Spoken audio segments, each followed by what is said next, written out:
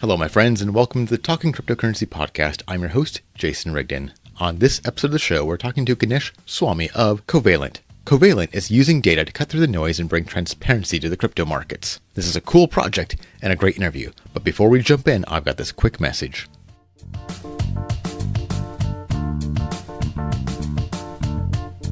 I really hope you like the show. I put a lot of work into it. If you do like it, would you please consider doing something for me? Give me a review on Apple Podcasts. Now, if you're a hardcore podcast listener, you are probably sick of hearing this. Every show begs for reviews, and it's a little annoying, but it does make a big difference. Those reviews help people decide to subscribe. They help guests choose which shows to go on. Those ratings and reviews for the shows are a direct way you can help this show grow. So, if you like this show and you want more, please help me. Take the time and give the show a rating and review on Apple Podcasts or iTunes, or whatever they're calling it now.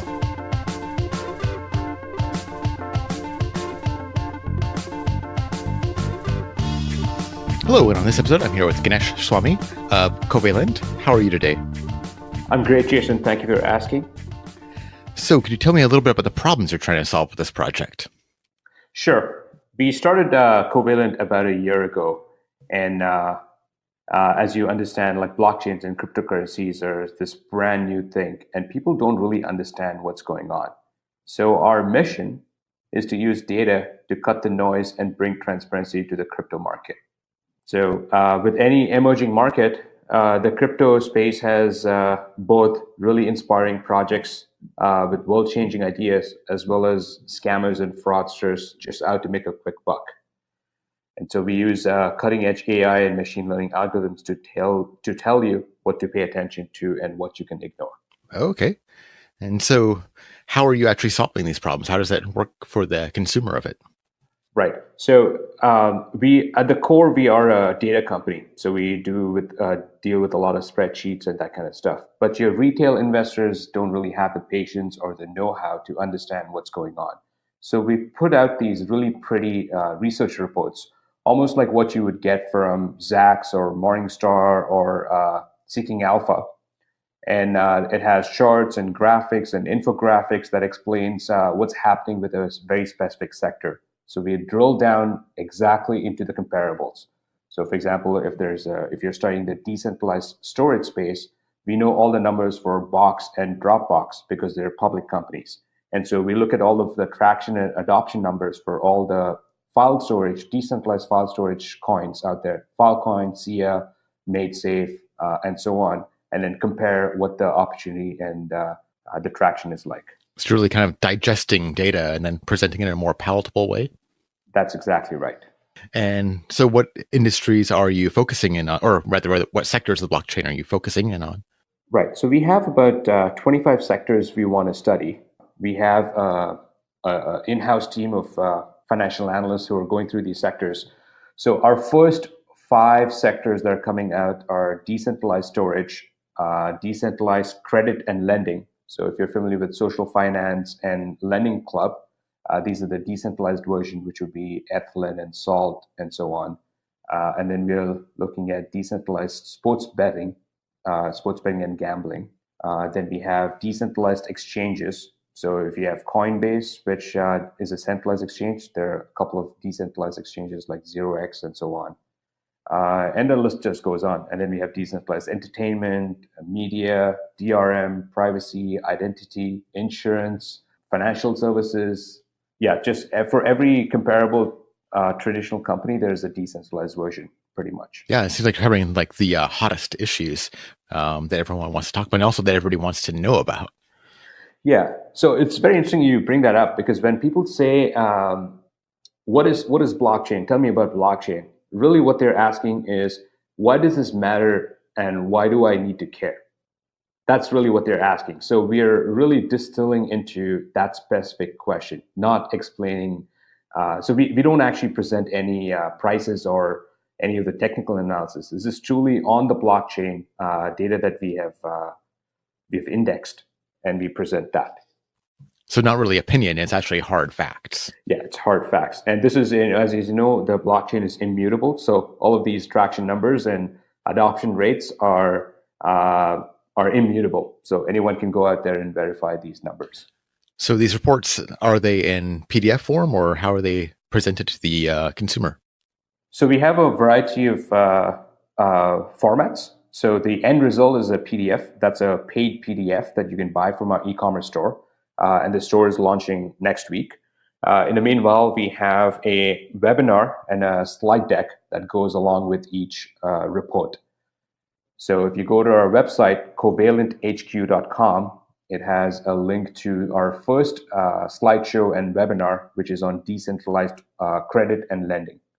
So it sounds like it's a pretty hard probably to gather up this information. What have been some of the problems in developing this project? Yeah, so it's taken us a while. The company actually started out of a hackathon, and it was a database hackathon, very technical. We sat down and wrote so I'm going to use some buzzwords here, but SQL to RPC bridge. So essentially, you can use Excel to read from the blockchain just like any other data source. So that was the initial idea. And then we started building upon this. And obviously, as a company, you have to show traction and growth and revenue.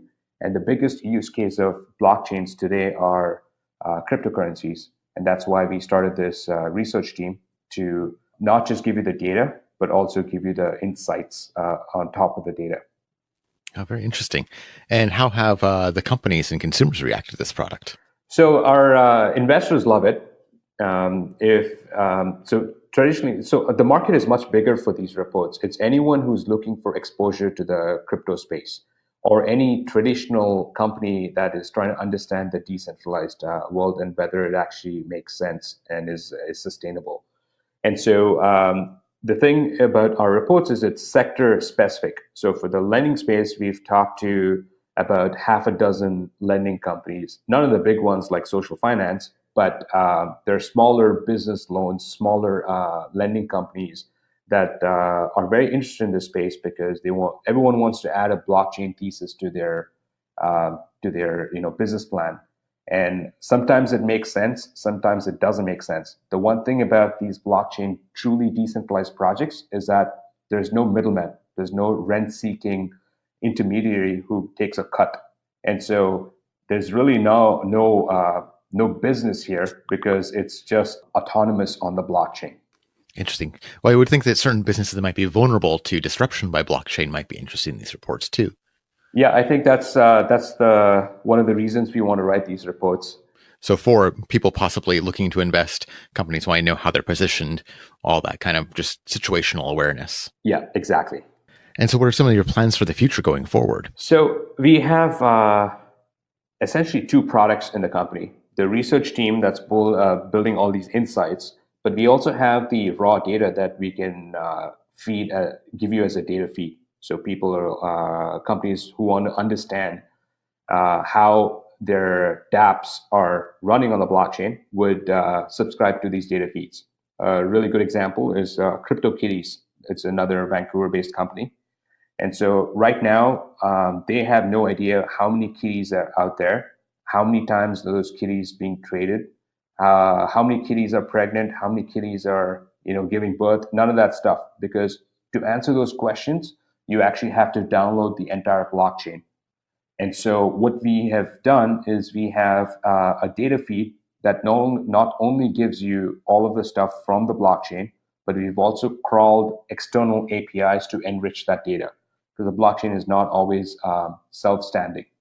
Oh, that seems like that would be very much in demand. So is it available as like an API? So you could build your own programs to kind of interface with it? Yeah, so we just give you CSV dumps. Oh, okay.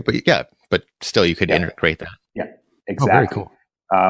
There's a very specific reason why we do that instead of hosting the data ourselves, because in this space, privacy and security is a big deal.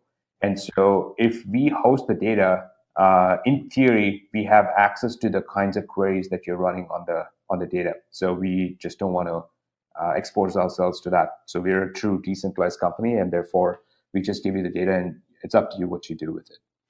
Oh, that's really interesting. So you said you're a decentralized company. How does that work? So the middleware that's happening here is actually not hosted by us. And so the way we interface with the blockchain is through a peer-to-peer network. So what that means is that you don't have to trust us that we haven't messed around with the data feed that we're giving you. That's still definitely a work in progress, but essentially there's a reason companies are adopting blockchain because they want to bring a privacy angle, they want to bring a security angle, they want to decentralize the governance, for example. And then from the reporting side, now if you tell your reporting team that, oh yeah, the blockchain comes with all these great properties, but now you have to put it into a regular database like a Postgres or MySQL or Oracle, suddenly you've lost those benefits of the blockchain. So we're trying to envision a future where the entire blockchain to reporting cycle, which could be data feeds, which could be dashboards in Tableau or Power BI or Excel, to be within the ethos of decentralization. Seems like you've done a lot of work anticipating the concerns of your customers. Yeah, so I think we have a lot of people on our team who are big into the blockchain space, and so our CTO built one of the first Bitcoin exchanges a long time ago, probably the first in Canada. And so tons of experience in this space. And we know that all of these centralized solutions today, especially in the blockchain space, they have a limited shelf life. And so the future is truly decentralized. In the meanwhile, there's definitely going to be a hybrid approach. If you look at the decentralized exchange space, you have Coinbase with a lot of traction, and then you have the decentralized exchange. But the answer is really somewhere in between, a hybrid approach. So we're trying to see what's practical and what makes sense today. And we definitely want to build a sustainable business. So we need to make sure that we bring in the revenue to keep the lights on. Well, it sounds like a much needed project. Information is power. And so the more you can empower people, the better. Is there anything I should have asked you that maybe I missed? I think this is it. I think we've gotten through a whole bunch of stuff. Sorry if I spoke a lot faster than, yeah. No, people love the shorter episodes. Yeah. So, I'm just like, cut to the chase. I think I've seen some of your past episodes, and they attract an audience that's already familiar with blockchain and what the projects are. So we don't have to really go into what the. Well, thank you so much for coming on the show. Thank you, Jason. Really loved sharing our story at Covalent with you.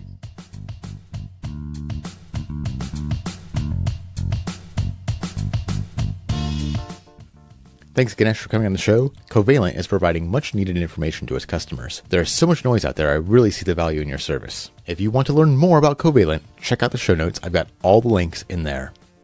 You've been listening to Talking Cryptocurrency Podcast. My name is Jason Rigden, and I have been your host. Thanks for listening to the show. If you liked it, would you please consider giving us a rating and a review on iTunes? I look forward to talking to you again soon. Have a great day.